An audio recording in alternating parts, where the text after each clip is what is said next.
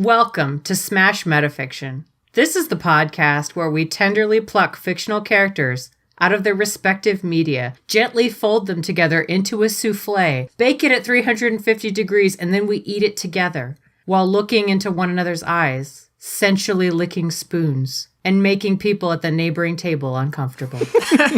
My name is Megan Bob, and I'm captaining this clothing-optional boat to romantic bliss. Joining me this week are Claire Mulcairn. Oh, Megan Bob, that intro took my breath away, which might be a problem because we have to record a podcast now. Nice. Dan Mulcairn. Ooh, yeah, looking good, audience. Have you done something with your hair? Kit Mulcairn. I've come pre-hot and bothered. And Liz Logan. 3, 2, 1, date! Welcome to Shipwrecked, the reality dating show where lonely singles from all over the multiverse cross over for 3 rounds of sexy speed dating. In the end, each contestant will pass their number to the person that they want to go on a second date with. If 2 contestants end up joined at the ship and pick each other, then we will have a new OTP. But if a contestant picks someone who doesn't pick them back, then their ship is sunk. Will these sailors of the stormy seas of love finally meet a mate who floats their boat? Or will they be forced to abandon ship? I'm your host, Anna Ginoff-again.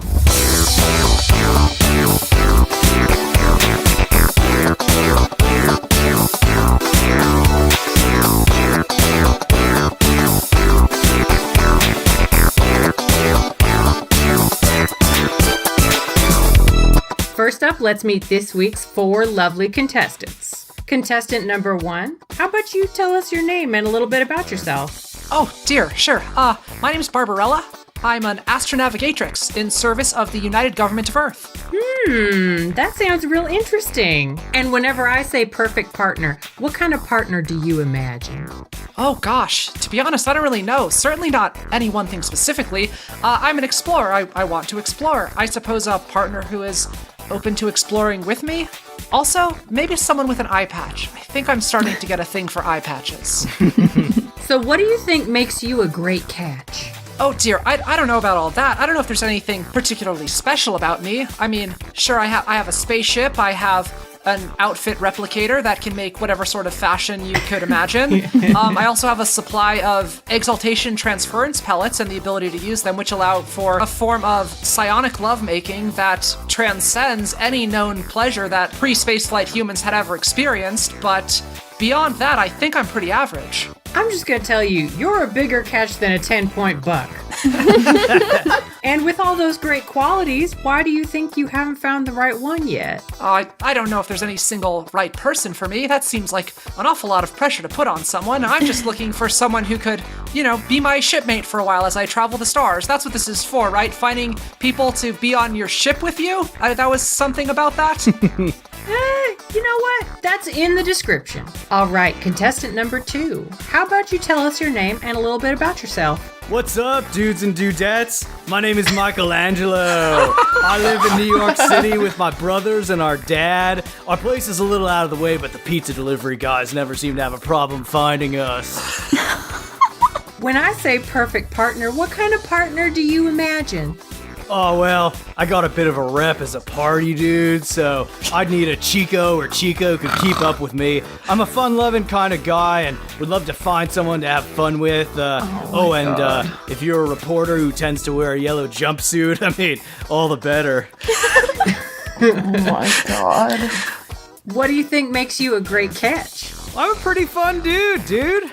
I always look for the best in people and situations. I also know how to put together some killer pizza combinations. Trust me, you haven't lived till you've had marshmallow and anchovy pizza. Oh dude. my god. You are more fun than one of those drive-through beer barns on a Saturday night. And with all those great qualities, why do you think you haven't found the right one yet? Well, me and my brothers keep pretty busy. There's always some kind of alien threat or giant robot that we got to take care of, so we don't have a ton of free time. Plus, whenever I go out, I usually have to wear a trench coat and fedora, which is really not a flattering style for my particular physique, Also, I can really only remember actually meeting one woman, and my brothers were all pretty sweet on her too, so that made things more than a little awkward. All right, contestant number 3, how about you tell us your name and a little bit about yourself? Blasto, hero of the Citadel. Perhaps you have heard of this one? First Hanar Spectre and savior of the galaxy. Kicker of excretion ports and enkindler of many females. Jesus Well, Christ. whenever I say perfect partner, what kind of partner do you imagine? Normally, this one works alone, but after satisfying thousands across the galaxy, even copulation can become uninteresting. This one wishes to find someone who is different from the countless groupies. Someone as dangerous, brave, and sensual as the elite Spectre who saved the galaxy from Reapers. Wow. Well, what do you think makes you a great catch? This one's experience, both on the streets and between the sheets, is unparalleled. This one has slept with 11 different species and is currently writing its third book on the art of lovemaking, when it is not saving the galaxy. Any partner, of course, would also attain bragging rights. You know, you're more refreshing than a cool breeze on a hot day. With all those great qualities, why do you think you haven't found the right one yet? The fast-paced life of the most accomplished Spectre in all of galactic history can be hard to keep up with. This one does not blame past lovers who needed to move on. It merely feels pity for them. Perhaps this universe-spanning show will introduce me to the one. Or maybe this one is already looking at the one. What about you, Polyp? Are you in the market for the most passionate and thrilling romance you will ever experience? Oh my god. Blasto's bioluminescence flashes in one spot in such a way as that it kind of looks like he's winking. It's impossible to tell. This is kind of nice. But I'm sorry. Contestant number 4. How about you tell us your name and a little bit about yourself? Ciao. Mi chiamo Ezio Auditore da Firenze. Oh my god! I am the leader of a very respectable organization. I work late, put it that way, and I can't really say much. I feel like maybe you won't like me if you know more about me, so I'm hot. Nothing wrong with that. So whenever I say perfect partner, what kind of partner do you imagine? Someone that will not ask questions, preferably likes to run on top of rooftops, and enjoys swords. So what do you think makes you a great catch? Well, when you're dating me, living with me, you'll never have to worry about home security again. And if someone decides to wear the same outfit as you to some lovely Italian Renaissance ball, I'll take care of it. Aw, you're sweeter than Texas tea. Well, with all those great qualities, why do you think you haven't found the right one yet? Well, again, I travel, I come home late. Plus, a lot of my clothes, are dyed crimson, and that's not everyone's favorite color. All right, so we're going to step out of character for just a second to do some character introductions and explanations. So if you need a little bit more background on these folks, as I certainly do, this is the time for you to be paying attention. Claire, you want to say some things about Barbarella? Barbarella is from a 1968 movie of the same name. She is a sort of explorer, space adventurer type in a post-shame and post-violence society in the year 40,000. So yes, same year apparently as Warhammer 40k. I guess on the good side of the universe where they figured everything out. I love the idea that they take place in the same universe. Yeah. Those are two delightful. very divergent timelines. Right, yeah. And the events of the movie occur that there's somebody who's like developing a weapon, and so it's going to be the first time that there could be like war in the history of whatever. So she has to go like try to solve the problem and tries to be like a spy, a James Bond type, but she's not a very violent person. She's not used to deception. And so she kind of runs into some trouble. But the other thing that she discovers while traveling to the less civilized parts of the galaxy is that in her part of the galaxy, everybody just has sex like psychically, as I mentioned, by taking these pills that make your minds link. And so she had never experienced physical lovemaking before and starts doing that as well with some people that she meets, and sort of like opens up and explores a lot of new things, and is just a really cool, open, no shame, curious space adventurer lady with a laser gun. All right, Dan, do you want to teach us all about Michelangelo? I would love nothing more. Michelangelo is the youngest of the 4 Teenage Mutant Ninja Turtles from the comic and show of the same name. Comic, show, movie, media empire. Michelangelo wears an orange mask and knee pads and arm things. He carries around a pair of nunchaku. He's the heart of the team. He's kind of the one that just enjoys having fun and being friendly with people. He's also a 6-foot tall anthropomorphic turtle with ninja skills. All right, Kit, would you like to tell us about Blasto? Oh, would I? All right, you got to know two things if you want to know about Blasto. First of all, he is a Hanar, which is a race from Mass Effect. They look kind of like Earth jellyfish, but instead of being bell-shaped, they're sort of stretched out into like a weird bean shape. They have several very long tentacles that they use to grip the ground, because the way they get around on land is they have this like anti-gravity device that they wear. So they're just kind of using their long legs to hold themselves onto the ground and walk along. They wind up standing much taller than people.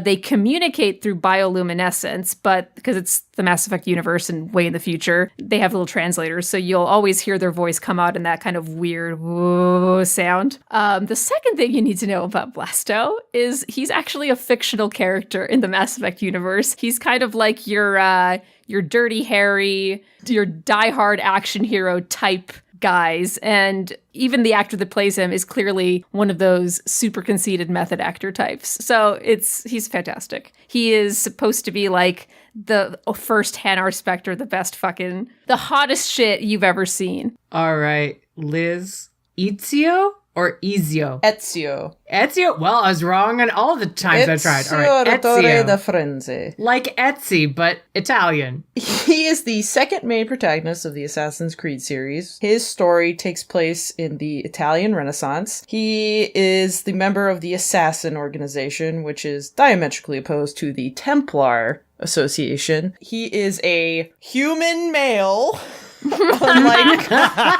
That's radical. I don't know if we can have that here. He's attractive. He's smooth talking. He can do insane parkour, and he has lots of little weapons. He's really cool. He's arguably the most popular protagonist in the entire Assassin's Creed series.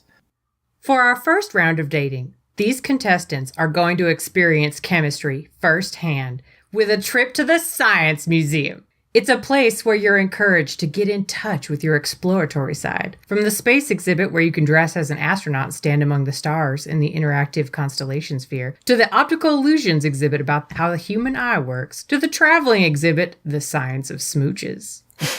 If you want to play with static electricity, a giant Newton's cradle, or magnetic sand, this is one place that encourages you to get experimental. Will eyes meet over the plasma ball? Or will one of these dates completely blow it in the wind tunnel? We'll find out. In order to see who is going to be paired up with whom in round one, I'm going to consult Shipwreck's own proprietary supercomputer system that we call the Erotic Randomization Operating System, or EROS. Let me enter the data from those interviews, and we're going to see what kind of couples it makes. All right, give her just a second. Oh, all right. Okay, so our first couple is going to be Blasto and Michelangelo. And our second couple will be Ezio and Barbarella. So let's check in on our first couple.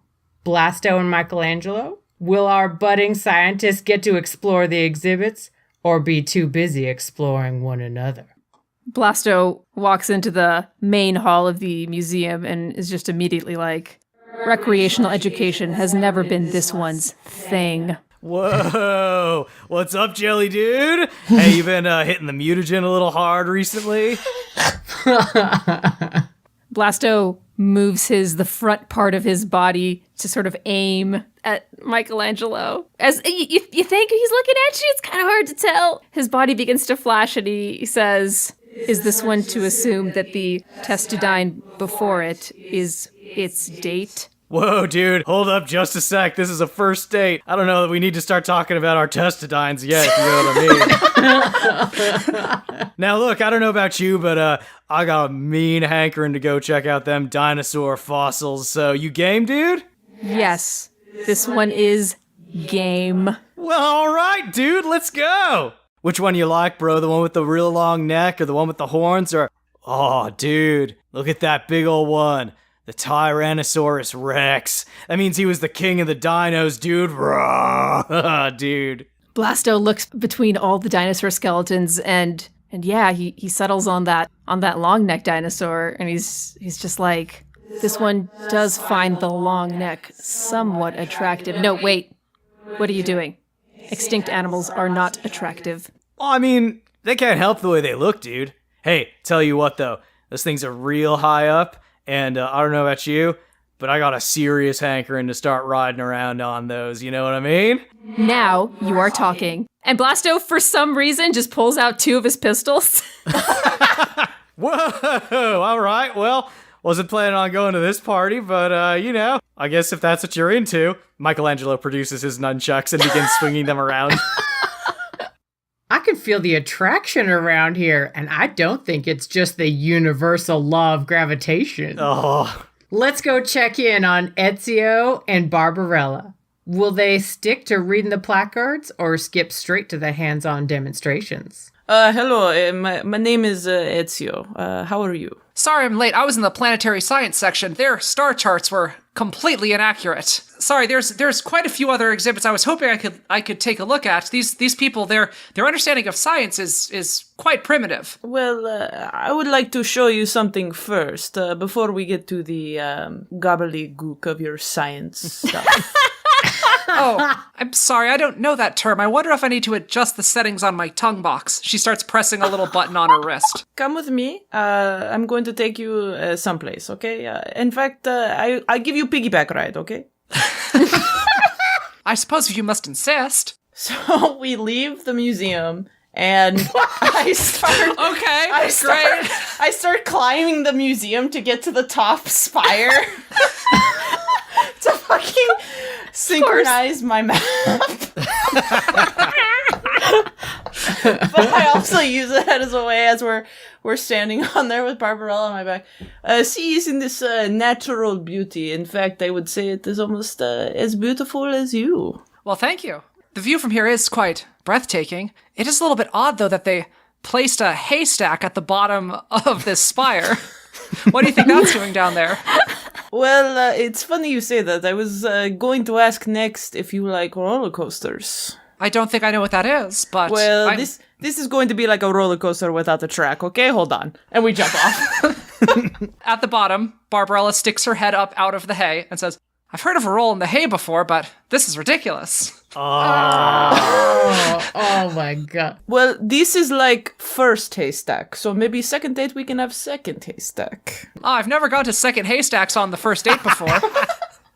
Huh, I didn't see this exhibit over here. It's empty, but the placard just says, The Wrinkle. An empty exhibit? That's odd, especially for this well-funded and handsomely run museum. It looks like they left out some materials, placards, and an industrial printer and computer setup, though.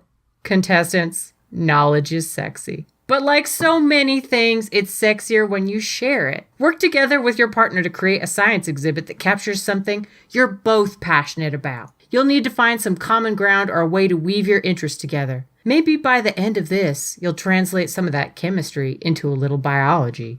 You can make your exhibit as interactive as you want, and we're about to get a busload of visitors, so you'll have to work fast. Larry, I don't know what you're talking about. The Newton's cradle was like that when I found it. Oh, you do have the security footage of me singing Miley Cyrus and swinging on it. Okay, you know what? I'm not going to apologize. It was worth it. Larry, when you see a chance, you got to grab it by the wrecking balls. Let's see if Blasto and Michelangelo are making progress. Are they experiencing an attraction so strong that scientists will have to develop a fifth fundamental force? Or is this more like the time when oxygen went on a date with potassium and it just went okay? Oh, Bob. Oh. All right, dude, so I'm pretty sure we just destroyed the dinosaur exhibit. And listen, I'm not going to point any fingers, you know? I mean, there were guns and nunchucks, so, I think we just need to move on past the blame stage and into the, solving our problem stage, you know? So, here's what I'm thinking. We set up an exhibit talking about what types of weapons the different types of dinosaurs used to use. You get me? It's like, we got these nunchucks and we got these guns and we got all these dinosaur bones. I mean, sometimes life gives you lemons and sometimes life gives you lemons on a pizza and it's the greatest thing ever, you know? We were simply searching for clues. Someone was responsible for the extinction of those gargantuan reptiles. Well, don't look at me, dude. Do I look like a 65 million year old asteroid? Come on. This one knows it was not you. This one's perfect partner. All right, see, I like this. This means that we can get what we need done. So here's what I'm thinking. We got this horny-headed one, right? So maybe we, strap your guns to his horns, right? And it's like the ultimate weapon of the Jurassic or whatever. And then maybe we give the T-Rex the nut... I don't know if the T-Rex is that great with the nunchucks, actually, now that I think about it. Maybe if we give the T-Rex, a bunch of nunchucks all tied together, and then it's like the ultimate nunchuck. Dude, this is science. This is how science goes. Yes, dude, this one believes that if we place enough hard-to-find weapons in this exhibit, we can lure the Vorcha terrorists to this museum. Oh, I might have missed a couple of points in the plot there, dude, but I'm sure you can catch me up. Just let me start taping these nunchucks together. So let's take a peek at Barbarella and Ezio. Maybe all this potential energy is turning kinetic. Barbarella, you seem very smart. What do you suggest? Well, these people seem to have a fairly rudimentary understanding of human biology. I was hoping that we could give them a guide to anatomy. And at this point in time, Barbarella just grabs the corner of her skirt and throws her dress off completely, and she's just, totally naked. Mi piace. And she says, all right, gather around, everyone. And there's just, a mixed crowd of people of all ages, mothers covering their children's eyes and taking them away, and, One of the security guards moves towards you, and then another security guard's like, no, listen to her. This is art. This is art. This is performance art. It might be good for them to have a male's anatomy to be able to study as well. What do you how do you feel about that? And then she grabs him by the pants and just pulls his pants down. That is not art. Oh! I feel so exposed. Just there's no reason to be so uptight. Now, anyway, as I was saying, I was going to demonstrate best places to stab people with my blade. I'm getting out of my comfort zone. I don't know if I like it. I don't think that's the sort of thing we need to be teaching the youth. Come on, there are children here. We can't be talking about stabbing people with blades. Now, everyone, if you gather around, I want to teach you the 5 tricks that you need to know in order to achieve the best possible orgasms. Are there any volunteers? So round 1 is over, and hopefully you learned a lot about the world and a little something about each other. And now it's time for round 2. These contestants are in for a ride, and I'm not talking about one another. That's right, saddle up, partners. It's Dude Ranch time. We hope you enjoy your visit to the Knockin' Boots Ranch because there's lots to do. Spend some time roping, fishing, hatchet throwing, shooting cans, and of course, trail riding. Naturally, there's a couple ATVs around if you want to get behind the wheel instead. If you want to try something a little different, maybe you and your date lean up against a fence post, squint a little and then stare into the middle distance dramatically, and say some cryptic cowboy pickup lines like, "Honey, I need a belt buckle this large to keep from getting arrested in Mississippi."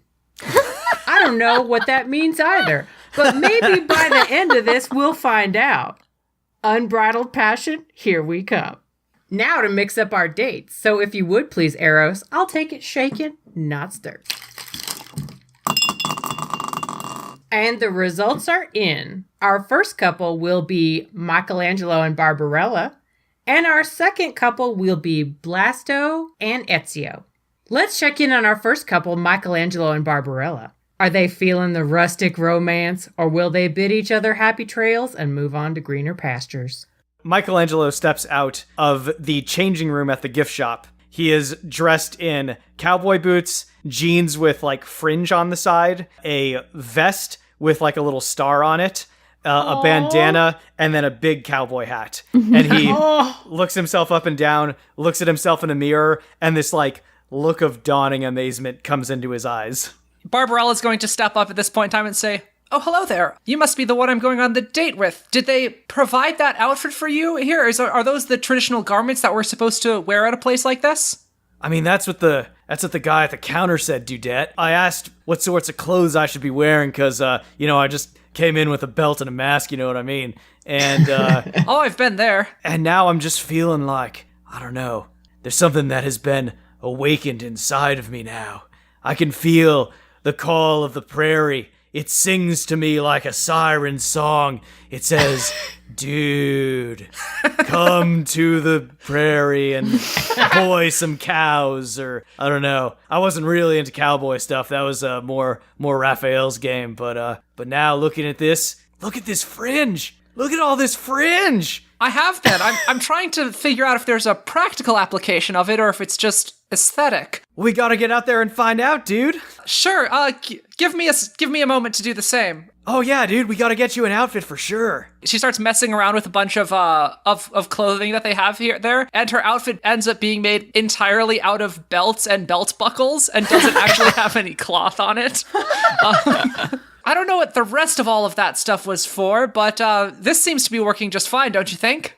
I mean, to be honest, I think it could use a little more fringe. But hey, dude, different strokes. That's why we have all these different types of clothes. Yes, but I do think that there's one thing that's missing, and she's going to just put on a cowboy hat. Ah, perfect. If I'm not mistaken, you're a human-turtle hybrid, is that correct? I mean, more or less. I don't know that I'd use the term hybrid. Mutant is usually the term that we use, but I guess it's a good enough way of thinking about it, yeah. I understand. I was wondering, I heard someone saying things earlier about cowboys. I haven't seen any of those yet, just a turtle man like yourself. When are the cowboys arriving? Oh, dude, I don't know. But I mean, the Shredder gets his way, there's gonna be mutagen left, right, and center, dude. We gotta keep our eyeballs peeled. Who knows what those cowboys could be up to? I think peeling our eyes might be a little excessive, but I'm certainly willing to keep watch. Well, that's all you gotta do, dude. Now come on, the range awaits, I think. Is the range a thing? We should go see if the range is a thing, and then see if it awaits. And then if it does, we go. Seems like all this fresh air and sunshine is making these two see each other in a new light. Now it's time to check in on Blasto and Ezio. Are they foals for love or just horsing around? Oh. So Blasto's totally going to walk onto the ranch wearing a cowboy hat on one of his little humps. Yeah. And it's unsure whether he put that on there or if one of the producers of the show forced him to wear a little cowboy hat. I do not know how this is going to work. Thank the Enkindlers, a species this one recognizes. Greetings, human. To whom shall it address the autograph? Blasto pulls out a glossy headshot of himself and a Sharpie, and you're not really sure from where. Blasto, I will say you remind me of home. Your dangly bits look like spaghetti. Maybe they taste good? I don't know. I don't think we are past the first taste stack yet, so I don't This wish one's to dangly bits taste exquisite. Play your cards right, and you may discover it. I appreciate your forwardness. Shall we ride horses? Again, I don't know how it's going to work, but, maybe you have secret alien powers. I don't know. I don't really... Well, I've met aliens before, but, whatever. Let's go. I was gonna say, we noticed some horses in the distance, and Blasto just, shakes his head part thing, and is just like, why would anyone ride those over vehicles? I mean, this was a vehicle before vehicles. How fast can you move, actually? That is subjective. Speed is subjective. He begins strolling over to the horses. Just. Are you going to get on top of the horse now? I can demonstrate for you. Yes, please. Use your inferior human body. That you wish you could have, inferior human body. Anyways, you put your foot in the stirrup like this, and then you throw over and you mount. Blasto watches Ezio do this. He moves over to his horse. The horse is looking very nervous. And then Blasto basically just goes full fucking, squid on this horse. And it just gets on this thing. His tentacles are, wrapping around, and this horse is having a full fucking panic attack. There was something wrong with the animal.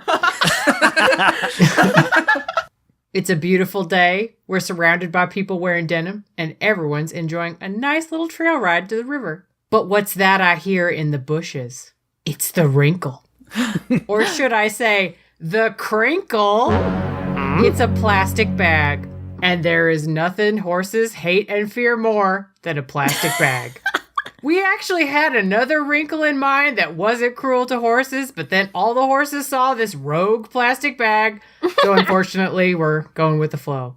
Yes, Larry, my earpiece is working, and I know the insurance won't like it, but we're going to go with the flow. because I ain't arguing with a bunch of one-ton animals. Okay. Contestants, you've got this opportunity to show your date that you have the soft, gentle nature needed to quiet a restless soul, or at least a spooked horse. Do your best horse whisperer impression, and maybe you'll make an impression on your date. Let's see if Michelangelo and Barbarella are making hay, or if this relationship is a one-trick pony. Wow, dude, that is one large, seriously spooked out looking animal. Oh dear, what do you think the best way to approach this would be? Well, I got an idea that always works for me anytime I need to, get calmed down and focused and remember what's good in the world. So I can try that, and then maybe if it doesn't work, you can think of something, you know? Yes, well, I know what I do to get calm in situations like this, but I don't think it would be appropriate right now. Let me give my idea a try, and you start thinking of something else on the extremely small chance that this doesn't work, okay, dude? Sure, go right ahead. Michelangelo begins to approach the horse, one hand held out reassuringly in front of him, and says, "Listen up, four-legged dude. I know that sometimes life seems scary and unpredictable. You never know when some dude from Dimension X is gonna show up and totally turn your world upside down. And I mean, like, literally, that did actually happen one time. But anyway, I feel like I'm digressing, getting away from the main point, which is, you're fine, the whole wide world is fine, and as proof of that, I have here before you," Michelangelo produces a pizza box from behind his back. Barbarella, who is standing behind him, has no idea how he does this. "I have one sushi and olive pizza, just for you, my four-legged compadre. So what do you say? How about you just relax, you put them hooves back on the ground, you stop shaking your head, and we dig into this most righteous pie." At this point in time, we see that Barbarella has attached to one of the horse's hooves the bracelet that she wears that allows her to translate languages, and she has adjusted it such that the horse can understand Michelangelo. It then turns to Michelangelo and says, "Thank you, kind sir. That sounds excellent." Oh, it does sound excellent, dude. Michelangelo turns to Barbarella. "You see, dude? I was born to be a cowboy, or whatever, a horse man, a horse teen?" I don't know, dude. All this terminology's got me real confused. I'm more of just like an intuitive learner, you know? It's just like it's in my blood. I can just kind of do it, you know? Oh, I'm sorry. Did you say something? I was dealing with considering the ethical ramifications of the fact that I believe I just gave this creature sentience. But how about, why don't the three of us just sit down and enjoy this pizza together and talk about it? Michelangelo's brain got hung up on the phrase ethical ramifications.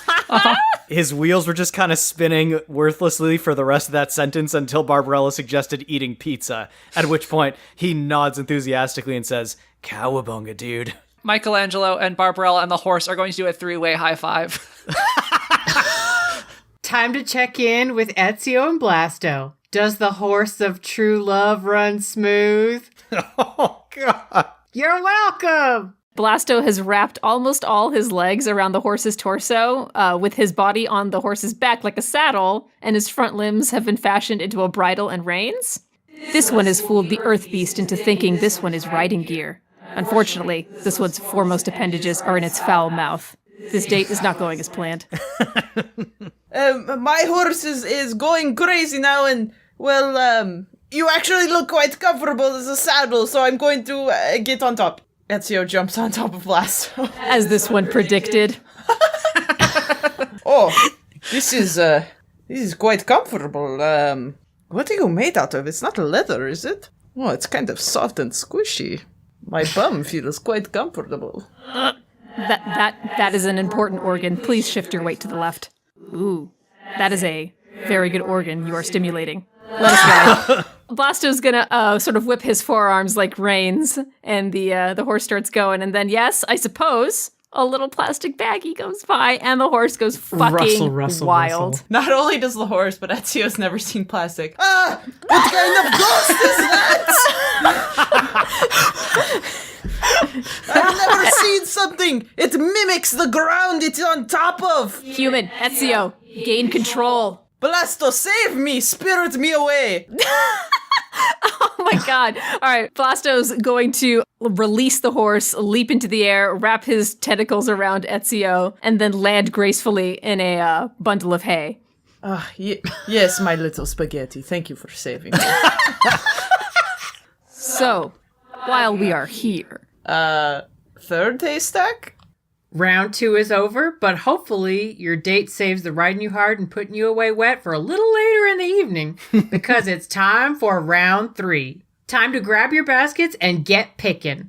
We've arranged for you to spend some time at Apple of My Eye Orchards, where you could taste just about any fruit you fancy. You and your partner are free to wander around and sample as much as you like and fill your baskets. Here on the show, we guava soft spot for edible romance, so don't feel like you have to aim for the low-hanging fruit. If during your time you have to shimmy up a tree to get your date the very finest of fruits, well, Oh my I god. understand. If you're not into orchards, there are other options to fruit your needs. Flower fields for all the flower crowns, bouquets, and arrangement needed to help a connection blossom. An apiary so you can have honey with your potential honey, although please do mind the bees. If you prefer your fruit a little fermented, there's a winery with plenty of grapes for you to stomp and some wines and ciders for you to drink. Get out there and see if you and your date are made for each other.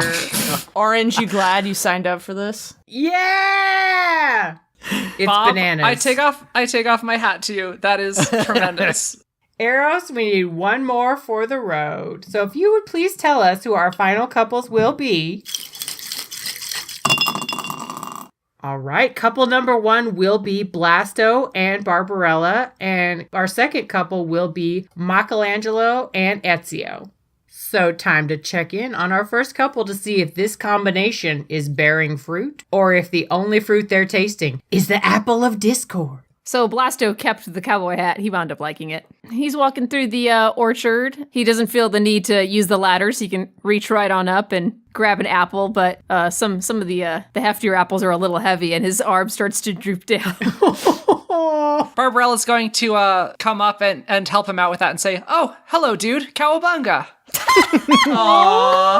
Blasto slowly turns toward where the voice came from, and the camera sort of zooms in on Barbarella, and it's got that kind of fuzzy shininess, and he's just like, "As a Prothean descended from heaven, because this one would enjoy enkindling that. Where have you been this entire game show?" Oh, I've just been, exploring around this planet, getting to know all of its customs and its unique language quirks. I haven't encountered one of you yet. You're a native of this world? No, this one is from Kaje, a much more water-dense planet. But thank you for taking the tree's ovum. It is difficult holding things in such a water-light atmosphere. Oh, it's no problem at all, and I know what you mean. I've been to all sorts of wet places in my journeys.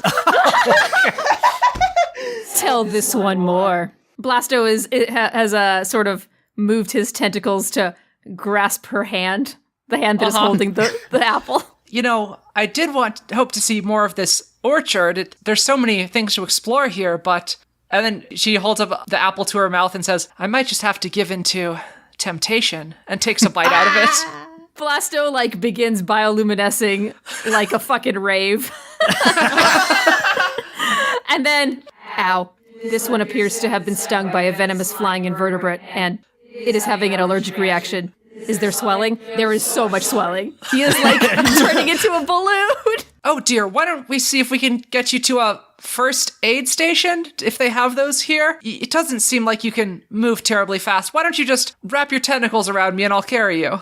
You are far too kind, Polyp. And so, yeah, he's totally gonna wrap himself around her. This fucking now he's gradually becoming more and more blimp-like. Yeah, so they're now on a little bench in the shade under a tree, and she walks up. She says, "I managed to get a first aid kit, but I don't know if it's going to work terribly well with your biology." She's going to sort of pat you down with some gauze and say it doesn't seem to be getting worse. It'll probably just fade with time. I don't know if there's anything that we can do to help ease your pain, but I did manage to grab this from the gift shop. She has a jar of honey. She says, this is what those creatures were making, apparently. So she takes the top of it off and says, might take your mind off of it, and holds it out to him. He just sort of looks slowly at the jar of honey and then looks slowly back at her. He like dips one little tentacle into it and realizes it's very sticky and says, perhaps we can come up with a creative use for this. If this one is going to die, it would be an honor if a creature as beautiful as yourself would see me into the afterlife. I think you're being a little dramatic, but He is purposefully dimming his lights. There is a tunnel. I see many Protheans. oh dear. I did once meet an angel who lost the ability to fly, and I didn't have any other way of treating him, but there is one thing that I find usually works for most problems that people have. It's my kind of go-to for solving problems. We could give it a shot if you'd like. Blasto notices that the little tentacle that got dipped into the honey is now swelling as well. Solid waste excrement. Let's head on over to the others and see if Michelangelo and Ezio find one another appealing. Hey, what's up, dude? I'm sorry, I'm running a little late, but in that last date I didn't exactly put on any sunscreen, and, well, we're outside again, so tell me, how bad is it? It should be noted at this point that Michelangelo is bright red. He sort of, like, adjusts his mask, and you can see there's just, like, a green strip moving around his eyes and over his head. I do not remember my friend Michelangelo being a turtle. Oh, dude, you know Michelangelo too? Yes, we were born very close to each other, and he made me very cool inventions for use on my missions. You are not he. No, I get it, dude. My brother Donnie makes cool inventions all the time. Like, there was this one time, we were driving around in the turtle van, and I was like, hey, Donnie, dude, what if there was a pizza oven in here? And he was all like, science, science, science, blah, blah, blah. And I was like, dude, listen, you know that when the going gets tough, the pepperoni... I don't know what I said at that point, but I'm sure it was great. Because then he put a pizza oven in there. I mean, I don't think I had to twist his arm that much, you know. Hold on. Hold that one thought. Give me 1 second. Ezio runs to the vineyard, grabs a huge cask of wine, brings it back, sets it in front, pours a glass. Oh, okay. Please continue. What were you saying? Oh, what you got there, dude? Is that some grape soda? No, so therefore you don't want it, okay? Please. Well, I don't know about that, dude. I'm always open to try new things, you know? Tell me about your pizza, which is not Italian. Au contraire, my friend. It is super Italian. Sushi on pizza is not Italian. Well, how do you like to have pizza, dude?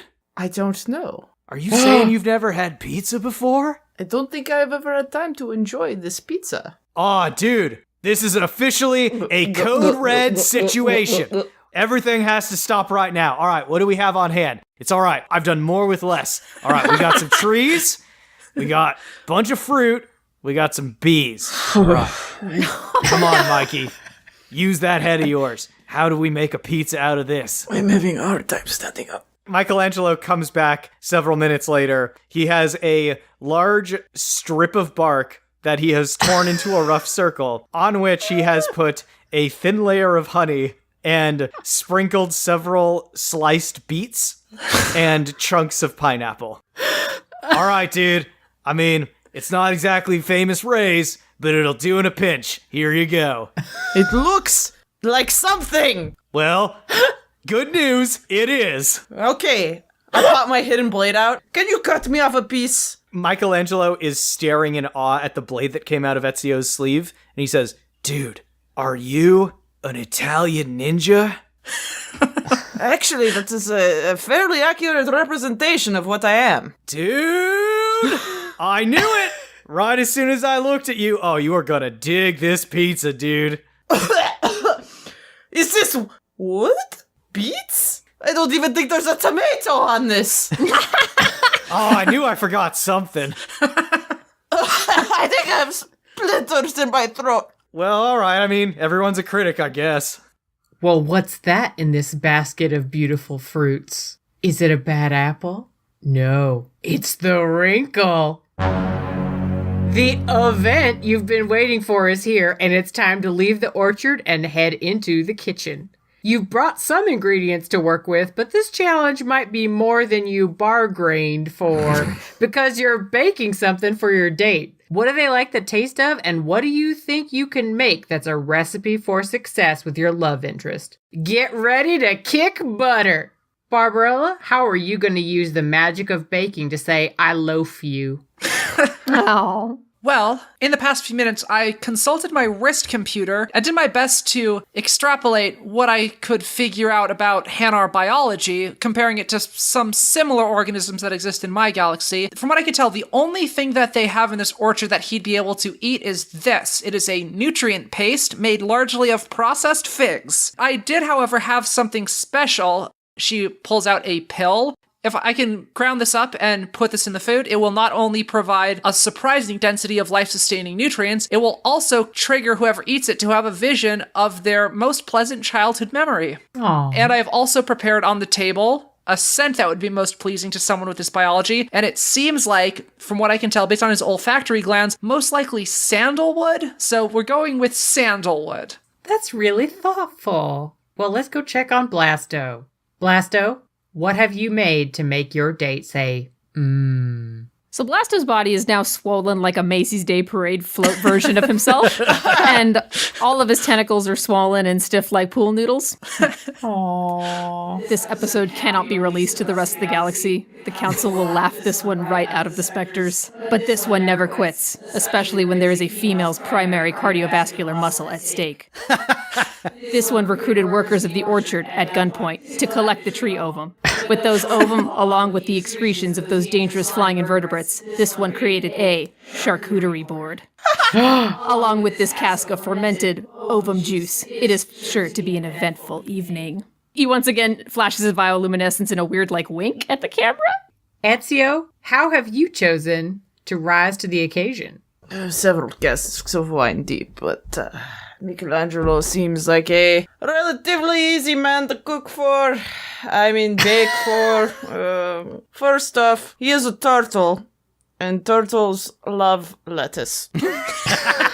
So I have prepared a lettuce souffle. It is a bed of lettuce, and he mentioned tomatoes, and I've cut tomatoes. I guess turtles, they like vegetables, I fed one of his cousins off the beach of Sicily once, so I am aware of these things. And because this is baking, not just cooking, I have made a single garlic knot. Michelangelo, love is a battlefield. So what deliciousness do you fight with? Obviously, Pizza 1.0 was not precisely a resounding success, largely because I had some substandard materials to work with. So I was hoping to make that up in here in the kitchen, but this seems largely geared toward dessert, so once again, had to make do with what I had. I made a large, flat crust made out of brown sugar streusel. I coated it in caramel, and then I dotted it with some brown sugar apples, cooked that, and he was mentioning his buddy, Michelangelo, who's also Italian, looked it up. Apparently that guy did a little bit of painting, so I've made sure to arrange all the ingredients on here so that it looks indistinguishable from the ceiling of the Sistine Chapel. So pretty pleased with that.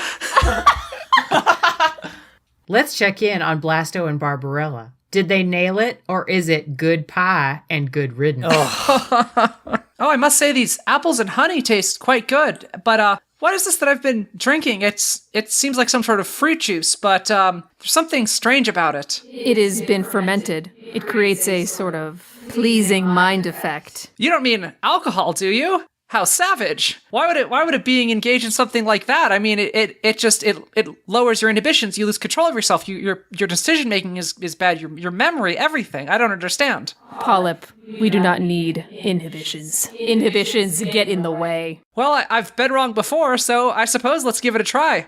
So Blasto's gonna try his paste with the best he can. He can't bend his tentacles super well. He's gonna scoop some of the paste up, and you see him bring it up to the underside of his body. Maybe that's where his mouth is? You don't really know. It's impossible to tell. And then he sort of stops and he's like, Barbarella, this Paste is the most simultaneously delicious and nutritious food this one has absorbed since it has lived on Kaje. Thank you. Truly. I made some guesses about your biology, but I did spend 6 months in a polyamorous triad with some Rigelians, and so and there seems to be a lot of similarities. This one has never met a human female as physically and mentally superior. He then takes the paste and he smears it on the table and knocks the other things off and says, "Please, have more of the fermented plant ovum." And then he takes a glass of wine and just throws it on himself. This one is absorbing the ovum as we speak. Now let's take a peek at Michelangelo and Ezio. Did they take the cake, or is it baked to square one? How you feel, my dude? How are those throat splinters? The wine is helped, but I am not sure what's in front of me. It's a dessert pizza, but I made sure to arrange the ingredients so that it's indistinguishable from the painting on the ceiling of the Sistine Chapel. You said you like Michelangelo, so you know. Oh my god. This... And I immediately put my face into it. Just face first. And I'm just like, oh... It has very nice flavor and it goes well with this red wine. So is this like the more traditional Italian way of eating it? Because usually I just take a big slice and fold it, but I guess if you're doing the hands-free method, far be it from me to get in the way of cultural accuracy. I'm looking at this thing. It looks like you put a souffle on top of a salad? Is that what I'm seeing? I was drunk? That makes a lot of sense now that I'm thinking about it. I could have just chosen to drink more wine, but I decided to, make you something nice, because, you tried. And... No, dude, this is radical. It's like, I always feel bad whenever I have to eat a lot of junk food, but there's lettuce in this, so that means it's good, right?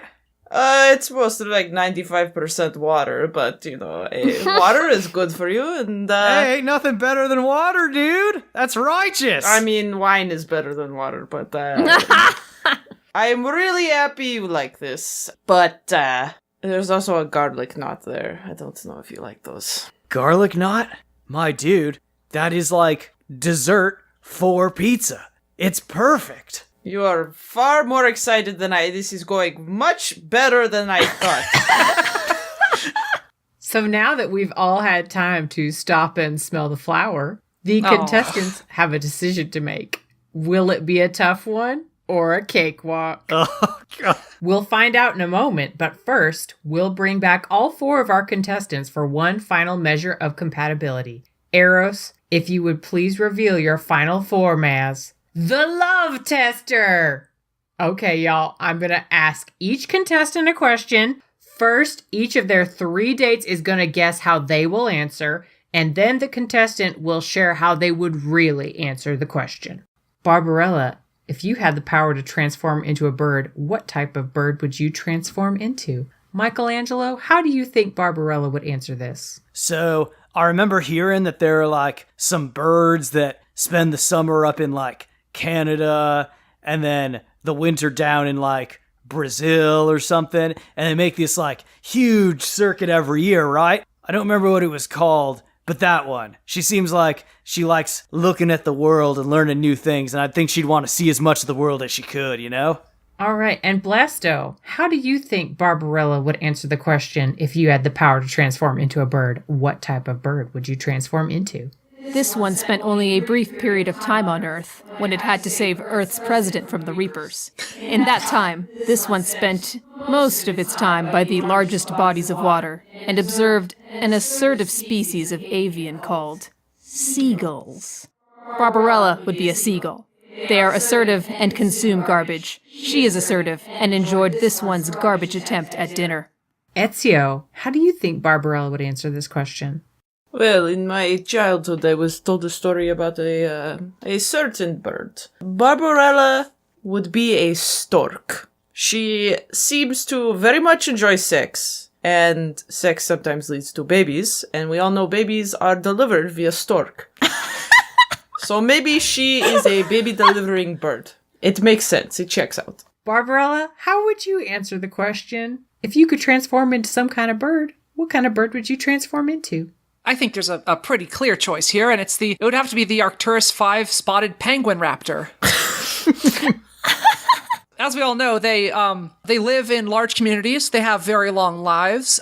Based on the rotation of their planet, their winter there can last for up to 5,000 years at a time. And so in order to get through this, they get together in very tight groups to keep each other warm. They do mate for life. They live for about usually like 10 or 15 millennia. And when they make love, it usually lasts about like 2 or 3 centuries. So yeah, I think that sounds like a pretty nice life.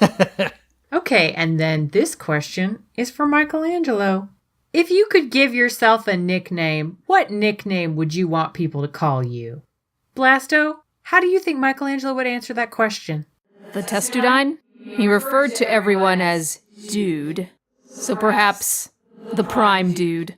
Ezio, how do you think Michelangelo would answer the question if you could give yourself a nickname? What nickname would you want people to call you? Well, I would say there is 2 things in life Michelangelo cares about, and that is his dudes and his pizza. So I think he would be called Pizza. And Barbarella, how do you think Michelangelo would answer this question? In our time together, Michelangelo showed me that he is certainly a most righteous dude who is not afraid of adopting the most gnarly of monikers. And despite being a turtle, he did express some desire to perhaps become a cowboy. There's a planet I know of that actually has a procedure you could undergo that would make that a possibility, so I'll have to talk about that with him later. But regardless, I did a little bit of research into some of this cowboy language, and I think that a name that might be good for him is the Cowabuckaroo. And Michelangelo, how would you answer the question if you could give yourself a nickname? What nickname would you want people to call you? You know, dude, I already kind of have a lot of nicknames. It's like people call me Mikey, or they call me Party Dude, or they call me like Meddling Turtle. I mean, that's basically just the Shredder. But, you know, my father, he picked out the name Michelangelo because it was the name of a man that he admired and that he thought would be a good role model for me growing up. So I think I'm just going to stick with that, Michelangelo. And a question for Blasto. What's the best present you ever gave someone? Ezio, how do you think Blasto would answer this question? So, considering the first time I met Mr. Blasto, he offered a glossy photograph of himself and wanted to sign it. I don't know if he is the best at gift giving, but he also kept mentioning enkindling. So I think he's probably good at giving enkindling, or maybe multiple spaghetti limb massages. They could be one and the same. I don't know. Maybe they go first haystack, second haystack. I don't know. So I think he is an enkindler. Barbarella, how do you think Blasto would answer the question, what's the best present you ever gave someone? Well, to be perfectly honest, this one thinks that it's just spending some time with him and getting to know a little bit about his culture. This one found that after learning a little bit about the Hanar philosophy, that it was actually quite a wonderful gift. And I think that many others as well could learn quite a bit about the world when you reposition yourself as just a small part of it, not always thinking in terms of the first person pronoun. It really helps you get a grasp of your place in the universe. Then again, I don't know of how much of an impact it's had on Blasto's personality.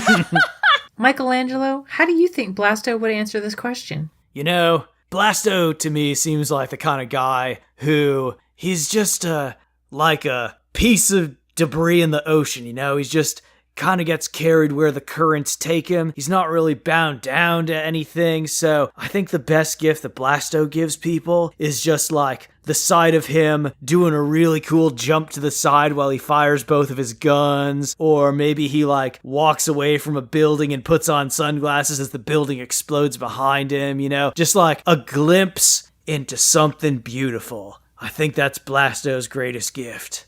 Blasto, how do you want to answer the question, what's the best present you ever gave someone? The greatest gift this one has ever given anyone, everyone in the entire galaxy, was its admission into the Spectres. The first Hanar Spectre, in fact. You are all welcome from being saved from the Reaper invasion. And this question is for Ezio. Ezio, what's a hobby you'd really like to get into if money and time wasn't an issue?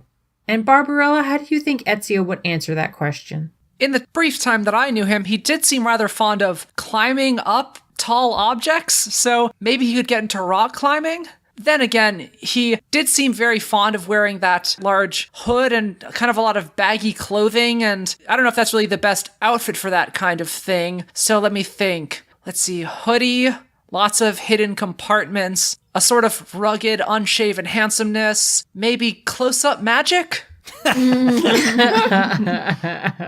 All right, Michelangelo, how do you think Ezio would answer the question, what's a hobby you'd like to get into if money or time wasn't an issue? So when we were at that orchard, I was kind of mid-pizza monologue, so I wasn't 100% paying attention. But I do remember the guy running off and sort of jumping in the trees and like bouncing off of walls and stuff. It was real cool, dude. And I think that guy would love to learn how to skateboard. It would blow his mind, dude. I think he'd really dig it.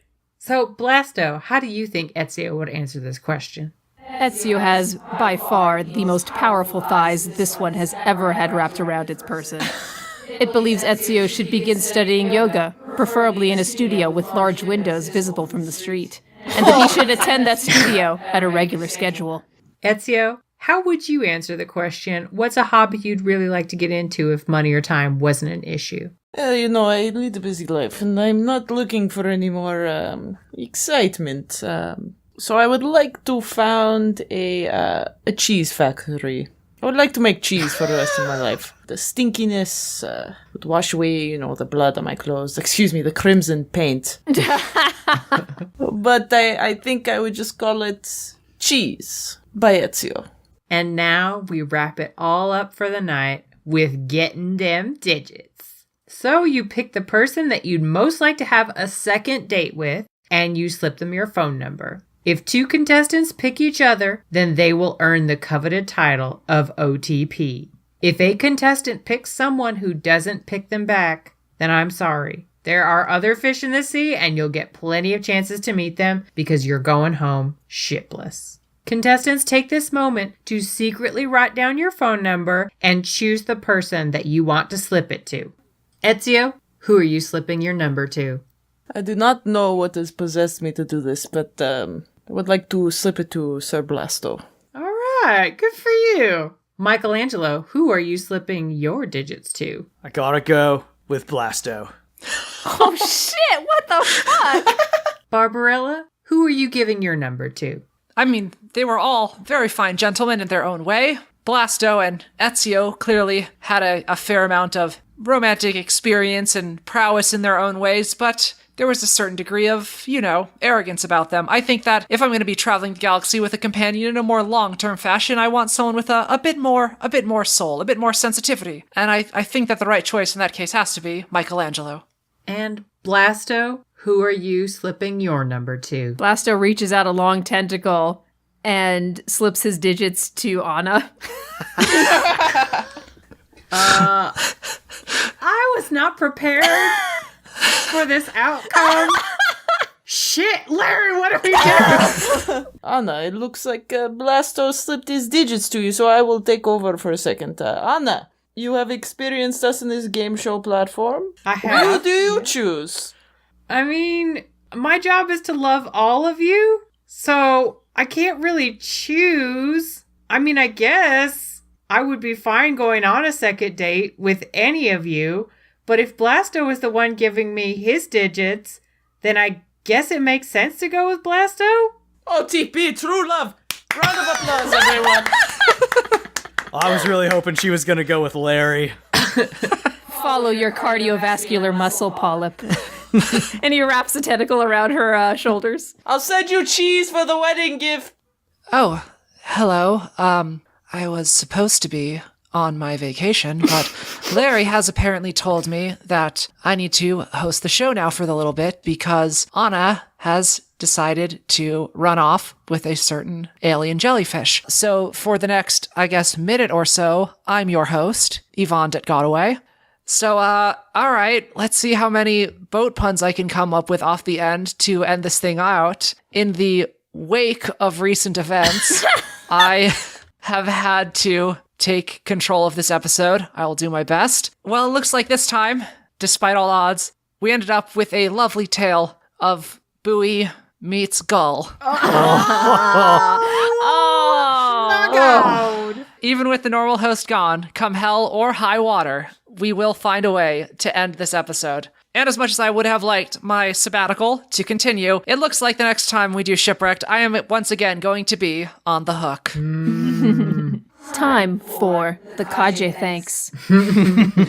Thank you to... Oh gosh, this is weird. I'm not going to do this in my Hannah voice. Never mind. Fail. Thanks, Blasto. I'll take it from here. Over Twitter. Thank you to Featured on All the Best Podcast Feedback Sessions. That's Changing Shades Twitter handle. Y'all so funny. Aww. Y'all so great. One of these days you're going to make us say something awful and I'll fucking stop doing this. So yeah, don't fuck it up. Thanks to Cosplay Fiend, Vander Turner, Earth Mofo, Decade Fan, Intox Pod, Sean Boyd, Cosplay Devotee, Florian, Jaded John, Krista CS, the Mega Dumbcast Podcast, Sandwich Surplus, 3 Owls in a Trench Coat, and Jeff Rick Present. Over to Tumbles, thank you to Secretly a Skeleton and Sid Rabbit Blog.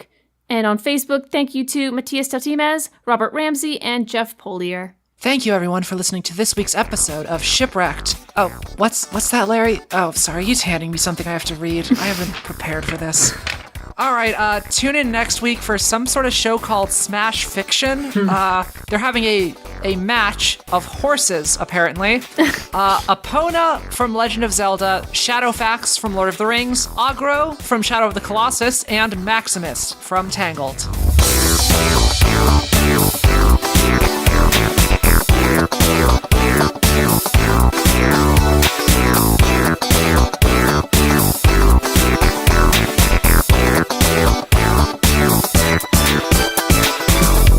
Smash Metafiction is produced by Dan Mulcairn, with logo design by Claire Mulcairn. Special thanks to Kevin McLeod at Incompetech.com for our theme song, Who Likes to Party. You can find us on Twitter at SmashFic Podcast and search for the Smash Fiction Podcast on Facebook, Tumblr, and YouTube. Subscribe on Apple Podcasts or your podcatcher of choice, and if you leave us a good review, we shall become more powerful than you can possibly imagine. Smash Fiction is made possible thanks to our supporters on Patreon at patreon.com/smashfictionpodcast. Please consider donating as little as $1 each month. It helps us keep the show going, and we have great rewards and extra content for those who help us out. If you have any suggestions, feedback, or other contributions, send them to us at smashfictionpodcast@gmail.com and help us continue the fight.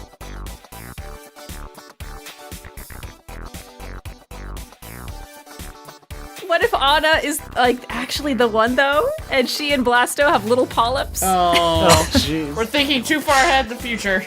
I ship it. Send me your fic. I just see them living on a ranch. With a bunch of very scared horses. Blasto always has one of those bolo ties and a cowboy hat. Oh my. no. I never want to forget the image of Blasto in a bolo tie, ever. Get spurs for every tentacle. Oh my god! Yes! It just sounds like a fucking wind chime. Maybe they open a seahorse ranch. Aw, that'd be cute. Seahorses are weird. I like them. They're great. They're so fucking weird. More male pregnancy in animals. Yeah. I think I'll just join the next picket line with that sign. Doesn't matter what they're actually picketing. Just a pregnant seahorse and then a question mark that says, why not humans? Oh, you know what? That's it. The next time if I ever see people picketing Planned Parenthood, I'm gonna join the lineup with my sign, with my more male pregnancy in animals.